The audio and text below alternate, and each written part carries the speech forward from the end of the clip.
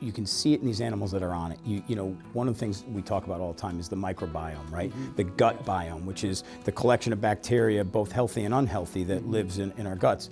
And our guts, both people and animals, account for about 75% of your immune system. Healthy gut is a healthy body, right? Absolutely. Mind, Absolutely. they are now linking things like anxieties to poor gut health. So it is hugely important to maintain gut health, and this is a food that really does that. Absolutely. And you were right. The microbiome, 70% of the immune system of the body, which protects the body against disease in general, is located in the gut, which is where this food goes. So if you can reduce inflammation as it comes in, you're getting 70% of the immune system not having to fight inflammation, but just to absorb nutrients so you can nourish the body. Radiates out from that. Absolutely.